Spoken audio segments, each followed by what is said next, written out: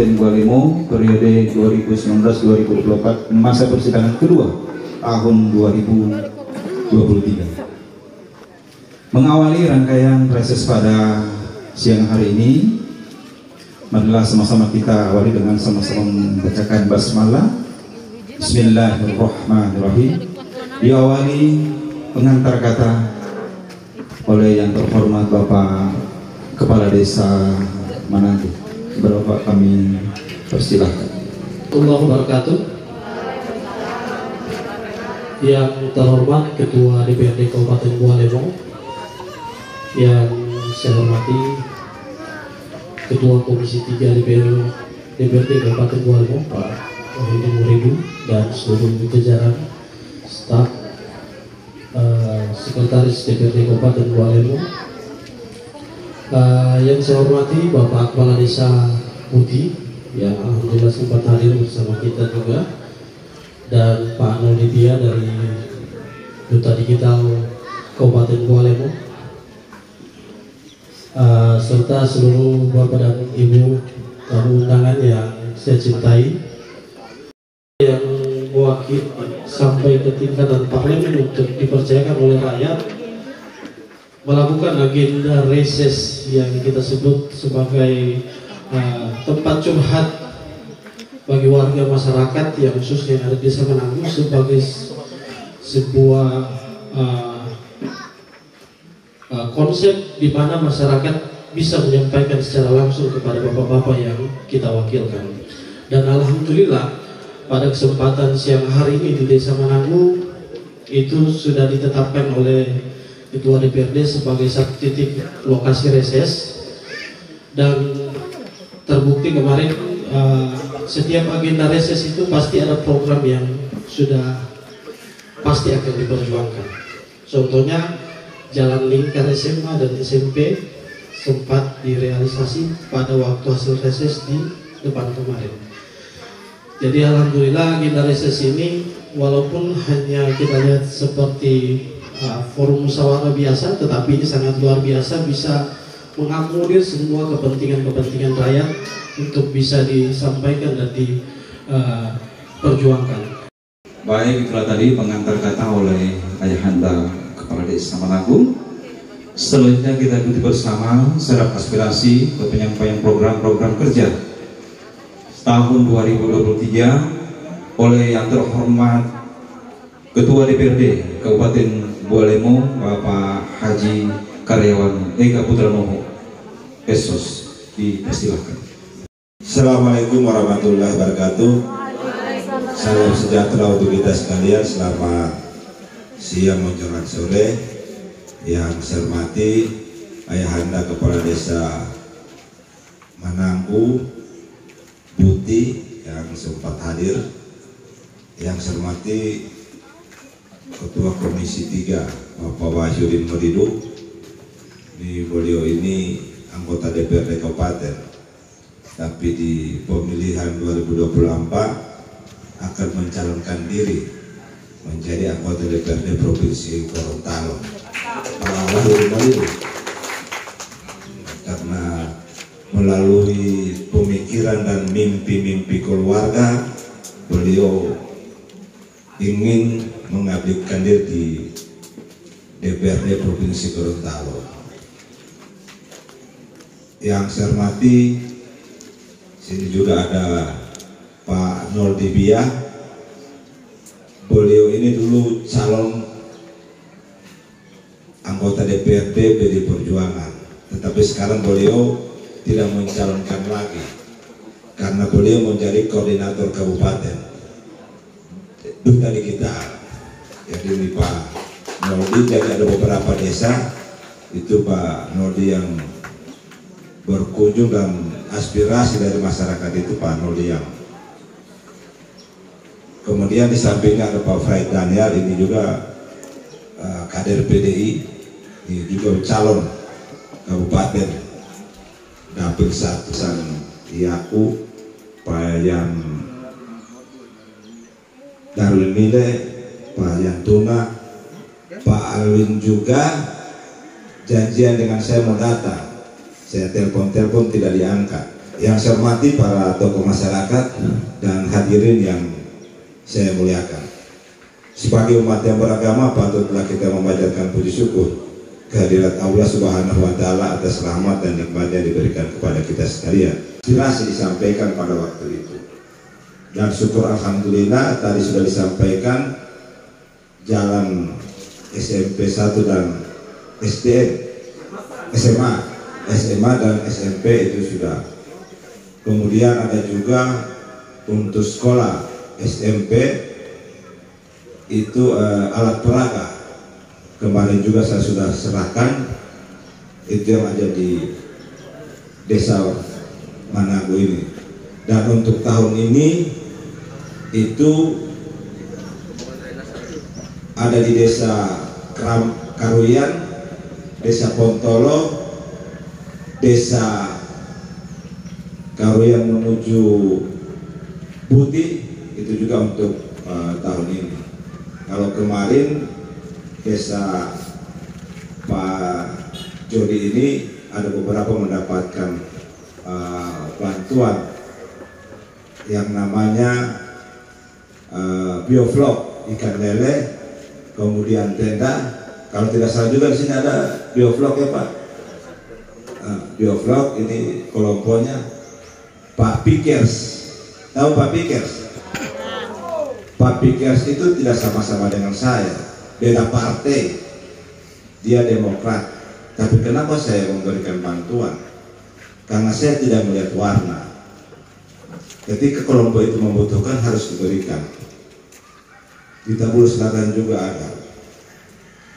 Kenapa saya melaksanakan reses di Manado? Tiap tahun saya melaksanakan reses di Kecamatan Manado. Kalau saya mau, dia tidak mudah Jo. Dia tidak mudah saya melaksanakan reses, tapi tidak. Saya melakukan itu karena saya anggota DPRD Kabupaten Bualemo. Bukan saja di dapil 1, di dapil 2 Pakuyaman Pantai, Wonosari Dulupi. Itu juga saya, ketika ada aspirasi dari masyarakat lewat proposal, itu harus diperjuangkan. Hari ini juga saya akan menampung aspirasi, dan mohon maaf tidak semua bisa tercover karena disesuaikan dengan kemampuan keuangan daerah kita. Sama juga di desa, di Ayah, walaupun hampir 1 M di sini, ini tidak bisa dicover semua. Dan perlu saya sampaikan, tahun lalu mungkin banyak yang mendapatkan BLT di desa Manado, banyak ya, tapi tahun ini berkurang.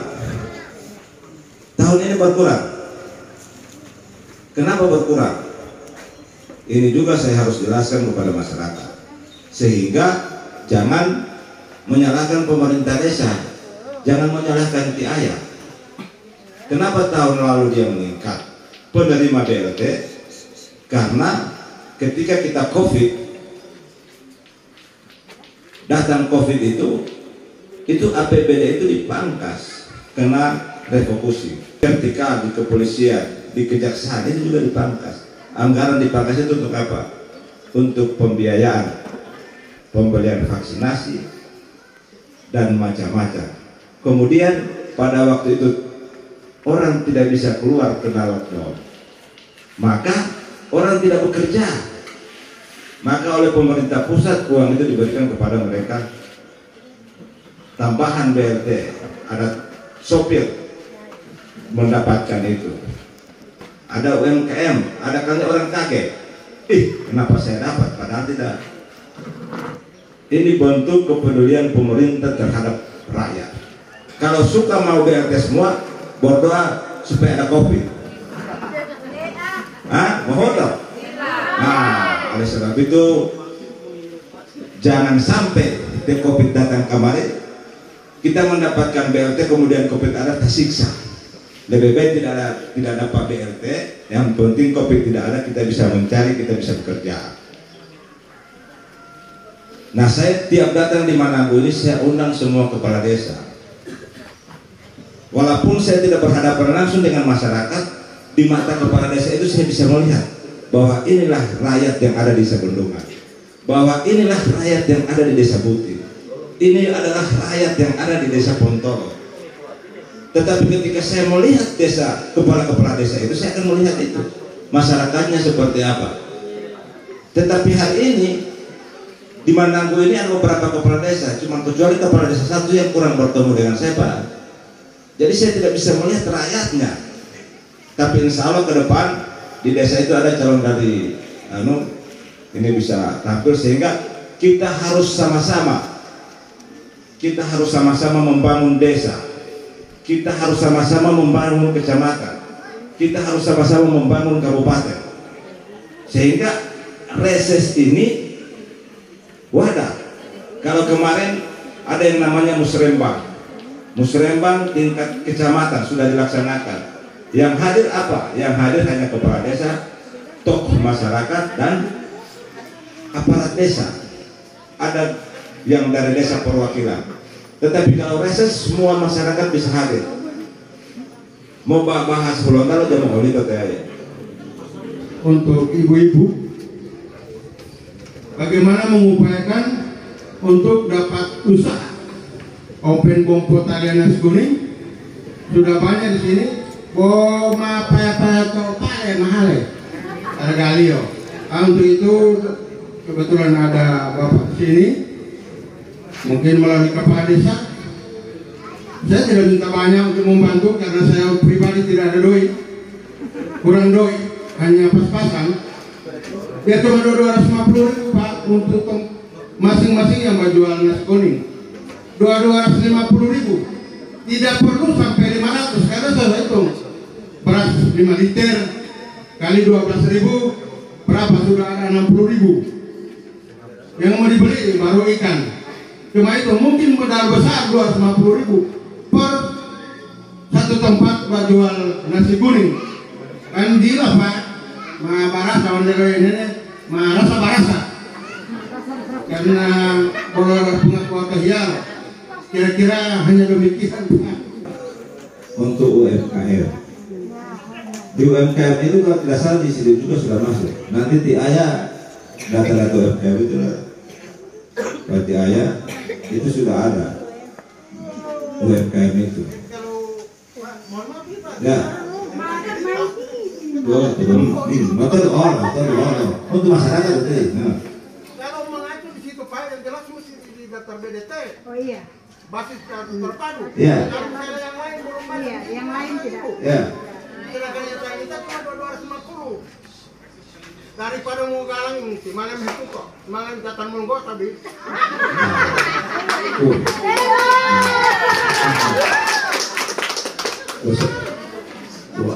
Ya, jadi begini, memang ini aturan. Ketika kita memberikan bantuan itu kepada orang yang dianggap tidak mampu, dan itu dia ada kriteria,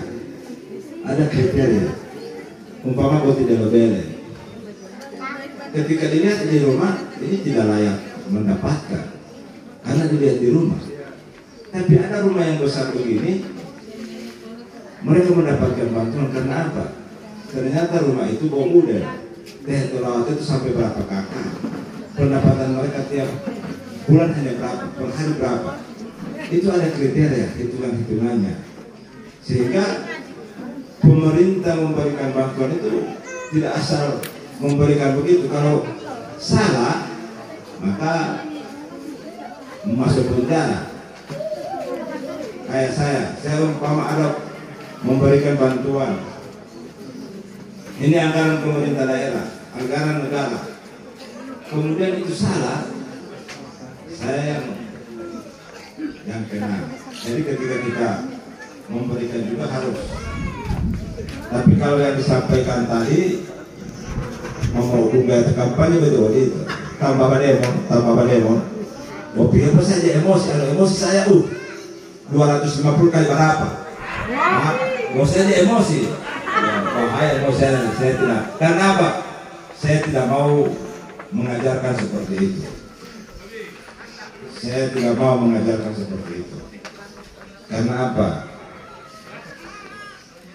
Kan Robo Enau omong 5 tahun lalu kalau namai kan mau tak habis itu duduk. Tetapi bagaimana kita membantu? Ketika kita membantu, dalam umpama melutai latte, kan itu kita memberikan bantuan kepada orang meninggal. Nah, perlu kami sampaikan pada tahun ini Bapak dan Ibu sekalian, khusus di Desa Mananggu itu ada 2 pembangunan drainase. Drainase saluran pembuang Desa Mananggu anggaran 136 juta dan pembangunan drainase Desa Mananggu yang di pembuangan anggaran 115 juta. Insya Allah ini bisa menangani banjir yang ada di Desa Mananggu. Jadi Bapak dan Ibu sekalian, memang ini harus perlu kami sampaikan kepada masyarakat. Ada sekitar 9.636.170.000 anggaran yang masuk ke Kecamatan Mananggu pada tahun ini. 9 miliar lebih.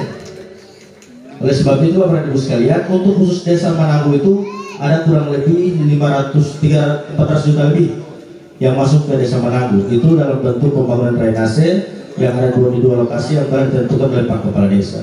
Insya Allah Bapak dan Ibu sekalian, karena ini drainase pembuangan maka akan mengurangi banjir yang ada di Desa Mananggu. Itu yang pertama. Terus yang kedua, insya Allah jalan yang tadi disampaikan ini akan kami masukkan sebagai usul daripada Ibu dan akan kami upload di sistem SPD yang menjadi kewenangan daripada Bapeda. Demikian, wabillahi taufiq wal hidayah. Wassalamualaikum warahmatullahi wabarakatuh. Waalaikumsalam warahmatullahi wabarakatuh.